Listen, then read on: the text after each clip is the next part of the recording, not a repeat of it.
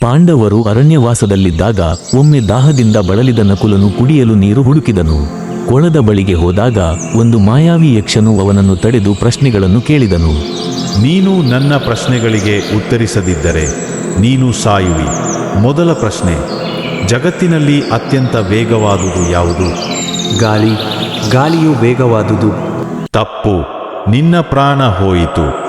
ನಂತರ ಸಹದೇವ, ಅರ್ಜುನ, ಭೀಮರು ಒಂದೇ ಭಾಗ್ಯವನ್ನು ಅನುಭವಿಸಿದರು.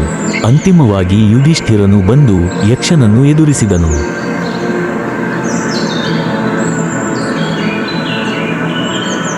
ಯಕ್ಷನೇ, ನನ್ನ ಸಹೋದರರನ್ನು ಬಿಡು. ನಿನ್ನ ಪ್ರಶ್ನೆಗಳಿಗೆ ನಾನು ಉತ್ತರಿಸುತ್ತೇನೆ. ಮನಸ್ಸಿಗಿಂತ ವೇಗವಾದುದು ಯಾವುದು? ಚಿಂತೆ. ಮನಸ್ಸು ಕ್ಷಣದಲ್ಲಿ ಲಕ್ಷಾಂತರ ಯೋಜನೆಗಳನ್ನು ಓಡಬಲ್ಲದು. ಸರಿ. ಜೀವನದ ಅತ್ಯಂತ ದೊಡ್ಡ ಆಶ್ಚರ್ಯ ಯಾವುದು? ಪ್ರತಿದಿನ ಸಾವು ನಮ್ಮನ್ನು ಸುತ್ತುವರಿದಿದೆ, ಆದರೂ ಮನುಷ್ಯನು ನಾನು ಅಮರ ಎಂದು ನಂಬುತ್ತಾನೆ.